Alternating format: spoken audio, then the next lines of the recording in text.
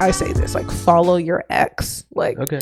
follow your curiosity, your passion, your interest, your like, sometimes your love. I mean, if you're talking about partners or whatever, follow that thing that excites you, that brings you joy, that makes you better. Like, I think you can never go wrong following things like that. Another thing to follow, your gut. Whoa. Your intuition. Wow. I think we know more than we give ourselves credit for. Yeah. 100%. And it's like that story of me when I did that English project in 8th grade. Tell him. Like, predicted my whole life. Tell him. He's a fucking witch. I mean, who knows if this is just like noise, or I don't know if there's any deep meaning to this thing that happened. But in 8th grade, you know, they always had you doing some like silly project. Always. So this project was like a scrapbook for your life or something. I don't even remember, but it was some kind of scrapbook.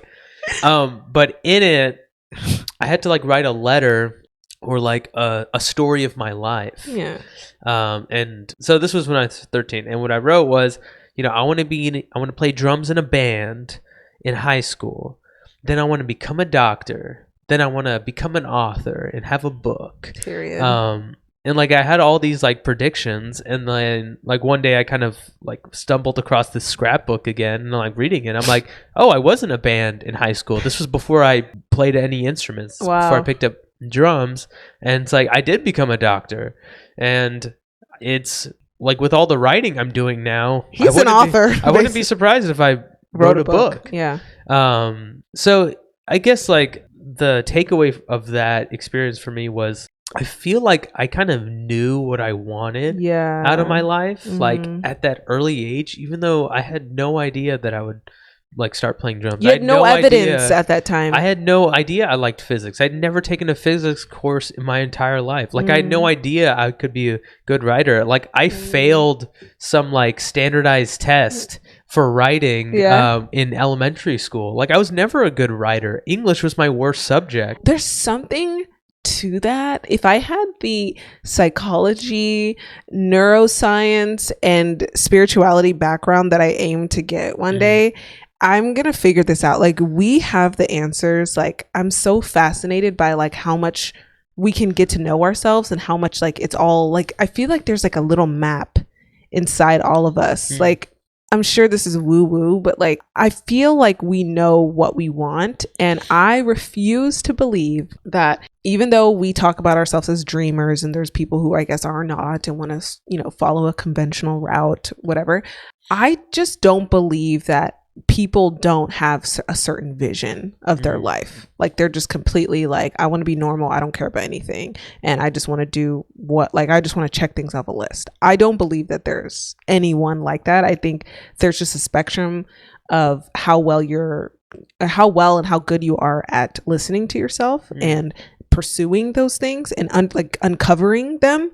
But I don't think that there are people on this earth who are born without some kind of purpose or destiny or fate, whatever you want to call it, like some end point in mind. And I guess like I've talked to people and they're like, Iffy, there's just people like you who know what they want and they like, you know, certain things and they're picky about things. And there's people who are not, that just want to live normal lives and never figure out what they want to do. And I'm just like, I don't think so. Like, I feel like we all know, and it's just about how brave or courageous you are to listen to it or even find it or, you know, understand it, because it's hard when you find it because you can't ignore it. Right. Because when you see the vision, it's going to come up in everything you do. It's going to come up in your nightmares. It's going to eat at you until you do it. And that's why like this life, everyone's like, well, how do you have the, like, I guess, courage or a motivation to go after it? It's like, I don't have a choice. Right. It's not even like I'm just so courageous and I'm so motivated. I'm scared. I don't know what the hell's going to happen.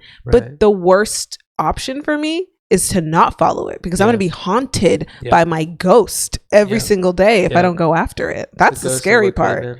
That reminds me of like, I wrote a blog about why I quit my job. Yeah. And it wasn't like for the love of entrepreneurship and to like live my dream life, but it was the fear of not like living my life, like coming to the end of my life and like living like having regret, you know what I mean? The fear of not unlocking my full potential, or just exploring it, you know, or at least trying to go after it, you know. And I think fear is a much better motivator than love, or even success sometimes, right? Especially success. I would say love's probably stronger than success or money or whatever. Especially on a day-to-day, like I was just telling him, I was just like, you know, it's kind of weird when not only do you know the vision, and it's like you feel like you've been given an assignment, like those like hero movies where they're like given this new life. They can't unknow the reality that their guide in the movie presented to them. I'm not good at superhero references, but like if you watch any Marvel movies, there's always the hero, and then he has some new event like Black Panther. Like you have to save the world before Killmonger or whatever the hell kills everyone. Like they can't unknow that. So that's what I feel like it is. Right, that's what motivates him. It's like the world would be so bad if I don't do something. If Killmonger, you know, kills everyone. And I guess it's kind of like you almost have to have the same mindset. Like the world would be so bad without that version of you in existence, like making that impact. And it like it sounds dramatic. It's like, okay, like everybody will be fine whether or not I do something.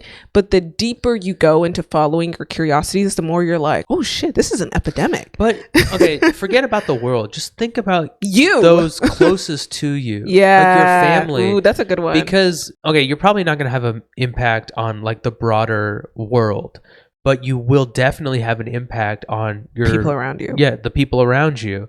And we're social creatures, so like how we pick up on each other's behaviors, on each other's emotions, on each other's mindsets. So if you don't want to become the best version of yourself, like for yourself, like do it for those around you. Because if you're the worst version of yourself or like a bad version of yourself, that's what other people are getting, that's what other people are picking up on, and that's the behaviors that they're gonna naturally adopt from spending time with you. It's like, would you want a million versions of you? If you can't handle that visual, I think that it's, oh my god, these I forgot where I saw it, but I asked Shaheen this question like 6 times because I thought the question was so good even though I knew his answer. Which is basically like it's something couples can ask each other, or if you're deciding should I be with this person or not. I forgot who said this, so somebody please reference them, but it's basically like, would you want your significant other to date your child, like that version of them. Another question was, would you want to be like, if somebody told you you're just like your partner, would you find that as a compliment or would you find that as an insult? I was like, that's fucking good. Like that's good, because I think it gets people to think in ways that they haven't before. Ditch all the excuses. Like, would you be impressed or would you not? Like, and I'm very like keen on like, you need to like the people you're around. I'm somebody who sort of unapologetically is just like, I don't like a lot of people. Like I don't like truly, I in my head, like means like I admire you, I'd want to be like you, I could answer those questions confidently and be like, yeah, I would trust this person with my child, I would, you know, whatever. And I think we like to ignore it because it's easier, but sometimes we don't even like ourselves like that. We wouldn't even want our children to date us. It's like I like can see the motivation and like be the best for people around you, but you have to live with yourself. Do you like you? Would you want to date you? If you were the only personality on earth, would you be having a good time with people around you? If you answer that question and you're like, ugh, like, or ooh, that would be bad, like, oh, maybe it'd be a bit more like gloomy and sad, or we wouldn't be so good at this area of life, or like our civilization would be lacking in terms of like this area, then that maybe is an indicator that those are areas you need to work on for yourself, and then naturally that would benefit people around you. Because I personally, like, I want to be a good influence on people, but that doesn't motivate me necessarily. I always think about, if I was like the only person on earth and I had to like live with myself, like, would I be having a good time? In my current state, I'd probably be having a decent time. But without influence of other people, it'd be hard to like find the inspiration to work out and all these things. I can see that leading to like a depression and so that's to me like an indicator. I need to work on that area of me, because if I just had me, how happy would I be? And I think about that a lot because that's all we really have. Like, we have people, we have community. I know it's important, but it's just at the end of the day, you have to live with yourself. That's the most important relationship you have. And your dreams are like, it's like your guide map to that. It's like your roadmap to the most fun, amazing, best version of yourself. And I feel like we just take that for granted. And a lot of us just like ignore it, let alone go after it. Right. We just say we don't have any. Right. Like, just what? write it off. Like, write it off like it's some nonsense. And I'm like, imagine if everybody was the best version of themselves, or like lived their life fully. Like, even if 1% of the population was better, that would change the world. It would, because we all pick up on each other's emotions, like that social contagion. Like it would change just like COVID, you know, it kind of spread across a very small number of the population, kind of spread the virus, could spread a virus across the globe. Like if 1% of the population was the best version of themselves, that would spread across the globe. Following your ex, they actually do lead to you figuring things out, and things start to make more and more sense. Right. Yeah. I think it can sound cliche, like just something like, oh, that's just something, you know, the self-help girlies tell themselves.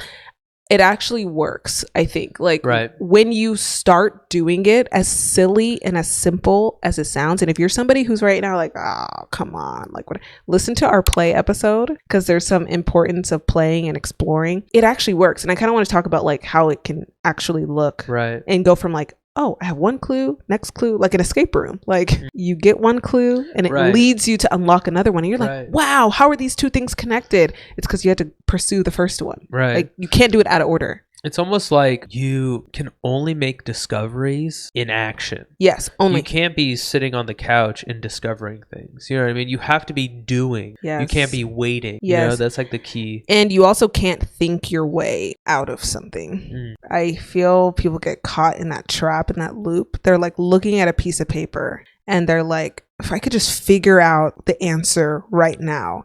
And I've said that you can think your way out of, like, I've kind of mentioned that this is the kind of solution I use, like through journaling. I write out my thoughts, but it's not like that where you just list a bunch of things down and you're like, I have to figure out which one is, by looking at all of these over and over again, I'm going to figure out which one is the one that's going to lead me to this journey. No, writing things down and trying to think is just a way to get started. But you have to do something after that. That's where the actual ideation comes into play. And I feel like you have to do, because you always have an incomplete model of the world. Like your understanding of the world is always incomplete. Like if you were an all-knowing being and you knew everything, you wouldn't have to do anything at all, because you could just run simulations in your head. But no one is like that. We don't have all the information. We don't have all the information. No. And the only way to gather information is through experimenting, and is through doing, is through action, is through interacting with the world and gathering information. It's like that quote, my friend literally sent it to me and I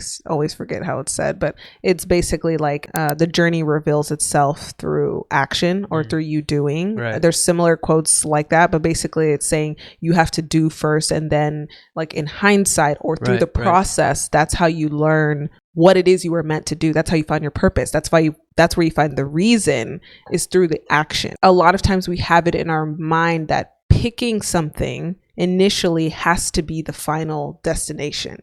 And that's hardly the case. Like the thing you're picking right now is just so you can, it's an excuse to get started. It's an excuse to go somewhere. And even picking the wrong thing is like honestly so much better, and actually probably the best, than doing nothing about it at all. And I think everyone's like, well, how do you get started? Well, how do you do?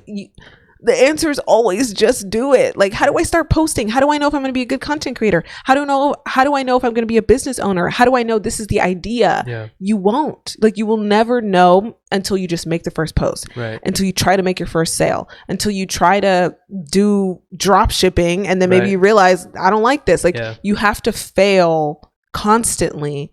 And failing is the best place for information. It teaches you what you like, teaches you what you don't like. It like almost eliminates a whole section of information that you can now just be like, oh, I don't have to think about it. It wastes my time with that. It doesn't work. I know it doesn't work. I've done it. So let me try something else. And that thing usually will be better than the thing you initially started with.